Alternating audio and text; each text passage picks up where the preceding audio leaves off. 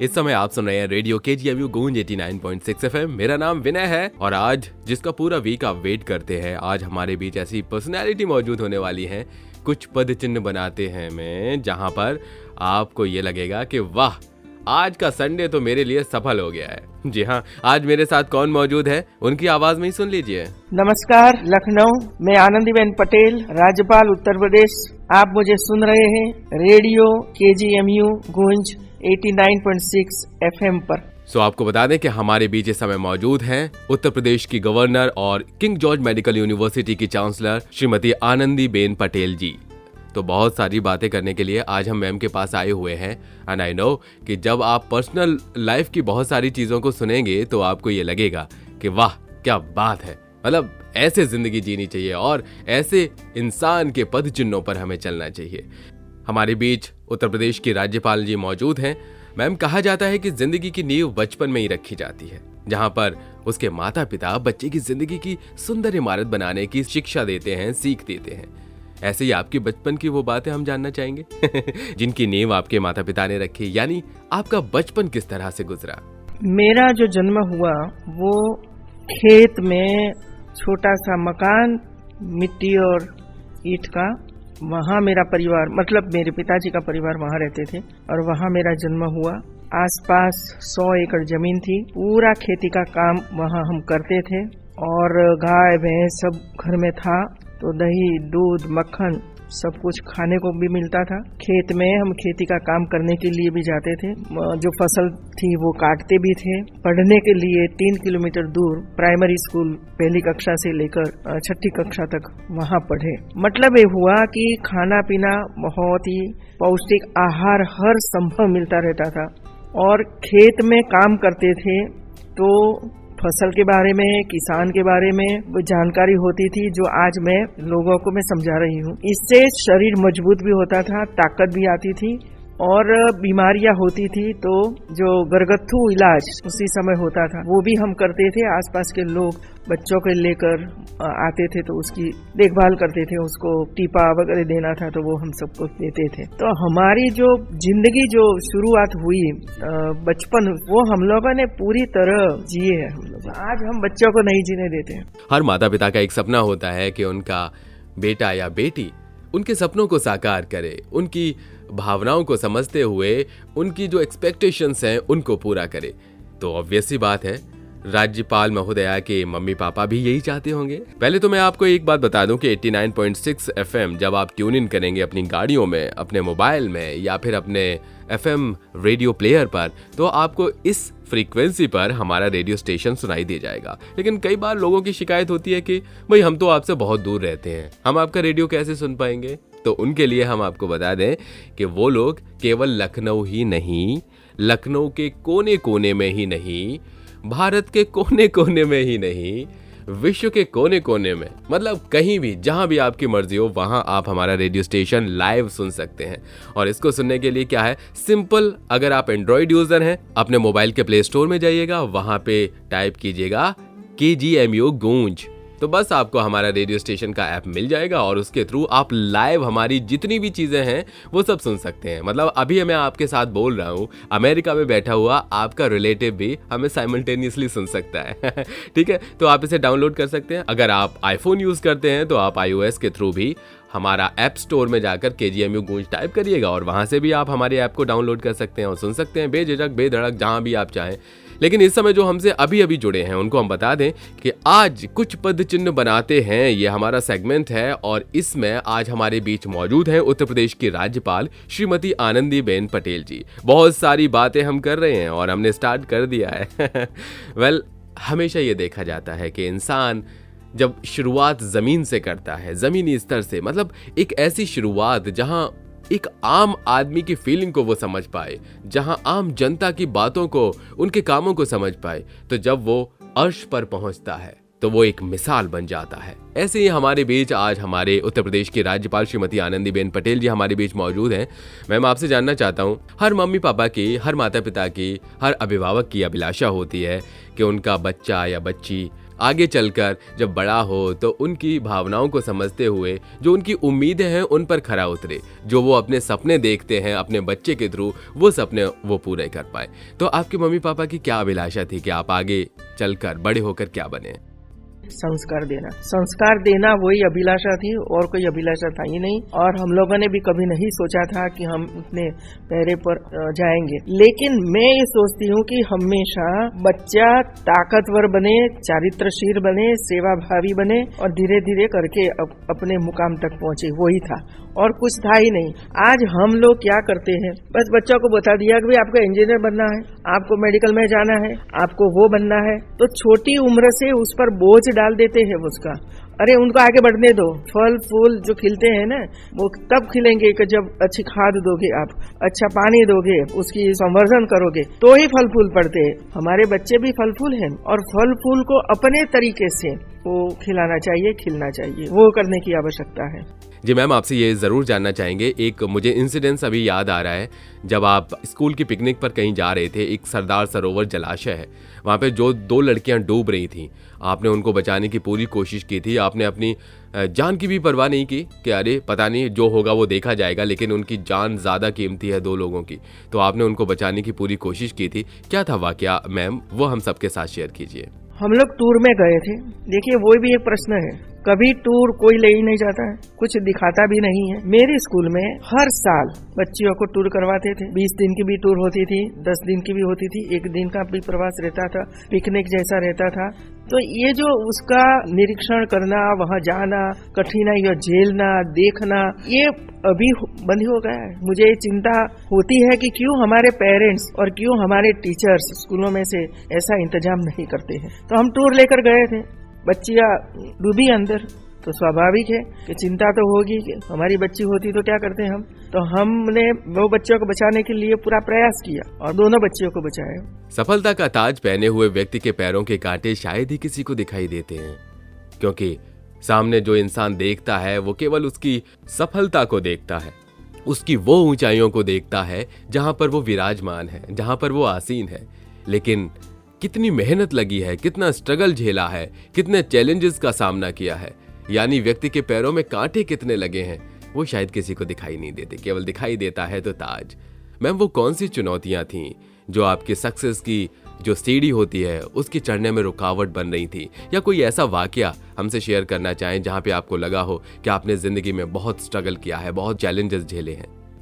जो मेरी चुनौतियाँ थी, जब मैं 7वीं कक्षा पास हुई, गांव में 8 कक्षा से लेकर 11वीं कक्षा तक का कोई इंतजाम नहीं था, तो हमें संघर्ष करना ही पड़ता है। तो मुझे गांव छोड़कर सिटी में जाना पड़ा और वहाँ मेरी बड़ी बहन रहती थी, उनके 5 बच्चे थे और मुझे वे ले गए और 6 बच्चों का पढ़ाने का काम किया। बहन ने ऐसा नहीं सोचा कि मेरे 5 बच्चे हैं, उनको मैं पढ़ाऊं, उनको खिलाऊं और एक छोटी बहन को भी मैं लेकर आई। ये संस्कार है मित्रों। और वे ले गई। इसके बाद मेरी बड़ी बहन भी आई, इसके बाद मेरी छोटी बहन भी आई और सब मिलकर वहाँ हम लोग रहते थे। और मेरी बहन बीडो थी, प्राइमरी स्कूल में टीचर थी, फिर भी उसने पूरे परिवार को पढ़ाने का काम किया। तो ये हमारे लिए संघर्ष था, लेकिन इस संघर्ष में मुझे मदद की मेरी बड़ी बहन ने। क्या हमारे परिवार में ऐसा कुछ है, एक बेटा ब्याह कर लेता है, बीबी को लेकर चला जाता है, छोटे भाई बहन होते हैं, उसकी ओर कोई ध्यान ही नहीं देता है,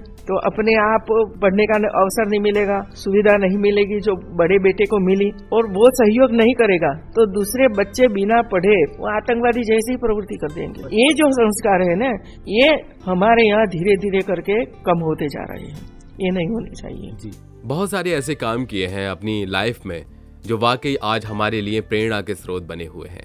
50 से ज्यादा विधवाओं के लिए व्यावसायिक पाठ्यक्रमों की शुरुआत आपने की थी, जहां तक मुझे याद आ रहा है। बहुत से ऐसे लोग हैं जो लड़कियों को ये कहकर नहीं पढ़ाते हैं कि आगे चलकर क्या करना है तुम्हें, घर संभालना है, चौका चूल्हा ही तो करना है, हाँ क्या करोगे पढ़ लिख कर। तो ऐसी सोच के लिए मैम वो वाकया याद करते हुए आप क्या कहना चाहेंगी? भारत सरकार का एक कंडेंस कोर्स था, जहाँ बाल विधवा जो होती है हमारी बेटियां 10 साल की उम्र में ब्याह कर देते हैं, 12 साल की उम्र में वो पति मर जाता है क्योंकि पति की उम्र 40-45 साल की होती है। तो बाल विवाह और ऐसे क्या होते हैं कि समाज की जो समस्याएं थी उसी समय की मैं बात करती हूँ, तो वो महिलाएं कहाँ जाएगी, वो विधवा कहाँ जाएगी। और दूसरा होता है कि वो मर जाता है, पति मर जाता है तो उसको निकाल देते हैं, जाओ अपने मैके में जाकर रहो। मैके में भाई है, भाई को भी दूसरी बेटी है, उनके भी बच्चे हैं, क्या स्थिति होगी परिवार की। और इसी वजह से कंडेंस कोर्स शुरू हुआ था। और कंडेंस कोर्स में ज्यादातर महिलाएं वो विडो थी, कम उम्र वाली थी। 2 साल मैंने मेहनत करके वे विडो को सबको पढ़ाया और पढ़ाने के बाद उसी समय प्राइमरी स्कूल में, नर्सिंग में वे लोगों को एडमिशन मिला, क्योंकि 7वीं कक्षा तक वे लोग पहुंचे, कमाने लगे और पूरे परिवार को आगे बढ़ाने का प्रयास करने लगे। वेल, अभी एक छोटा सा ब्रेक लेंगे, लेकिन ब्रेक पर जाने से पहले हम आपको ये बता दें कि हमारे उत्तर प्रदेश की राज्यपाल श्रीमती आनंदीबेन पटेल जी हमारे बीच मौजूद हैं। जब उन्होंने एक स्कूल में एडमिशन लिया था तो वहां पर 700 से ज्यादा के स्टूडेंट्स थे उनकी क्लास में। और सरप्राइज करने वाली बात यह है, शॉकिंग बात एक्चुअली ये है कि उन 700 लड़कों में केवल एक लड़की थी पढ़ने में, और वो थी श्रीमती आनंदीबेन पटेल जी। कैसा फील हो रहा था, मतलब इतने सारे लड़कों के बीच में एक अकेली लड़की। क्या आपको ऐसा नहीं लग रहा था कि ये आपके हौसले को कमजोर कर रहा है, आपकी जो पढ़ने की सोच है उसको कहीं ना कहीं उसकी डोर को डगमगा रहा है?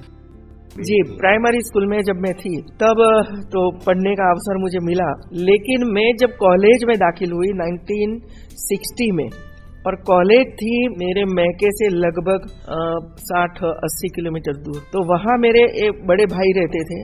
अब पिताजी ने कहा कि आपको बड़े भाई के साथ रहना है वहाँ जाकर, और उनका भी 4-5 बच्चे थे। मैं, मेरी छोटी बहन और इससे भी छोटी बहन, तीनों बहनों को बड़े भाई ने अपने पास रखा और अच्छी तरह से पढ़ाया।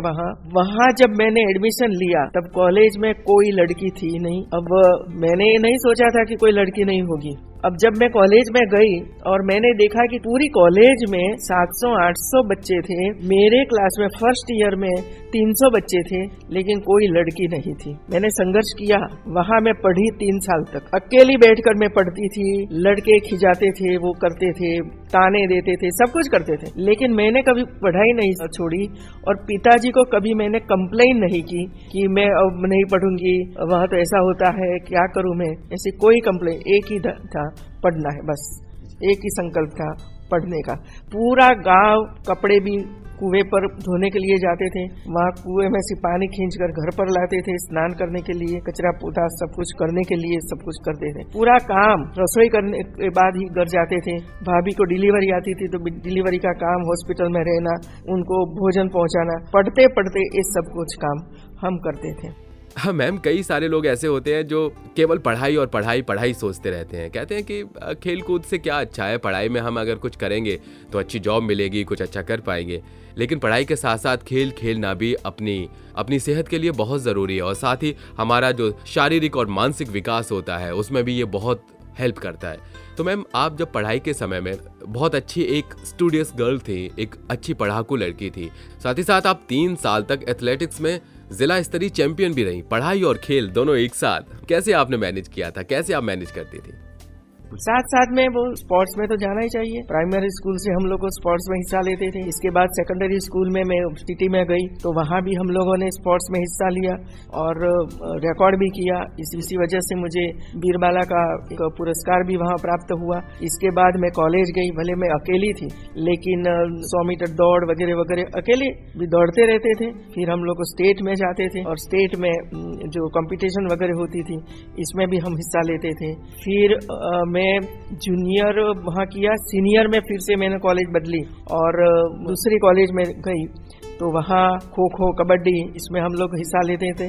क्योंकि वहाँ जब मैं सीनियर बीएससी में गई तो कई लड़कियाँ वहाँ पढ़ने के लिए आती थी, तो सब मिलाकर हमारी पूरी टीम बनी थी खो खो कबड्डी की। तो इसको बोलते हैं ना कि यूनिवर्सिटी कंपटीशन में हम जीत जाते थे। 3 साल लगातार हम लोग जीते थे। सीनियर बीएससी, जूनियर एमएससी और सीनियर एमएससी में 3 साल वहाँ रही, तो 3 साल में 3 बार हम हिस्सा लिया और हम लोग जीते।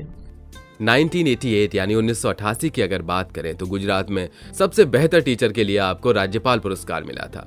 ये उपलब्धि खासतौर पर उन लोगों के लिए मायने रखती है जो लोग अपनी लड़कियों को पढ़ाने का नहीं सोचते। आज भी ऐसे बहुत सारे पिछड़े इलाके हैं जहां पर लोग लड़कियों की एजुकेशन पर बिल्कुल भी ध्यान नहीं देते। क्या कहना चाहेंगे मैम इनके बारे में?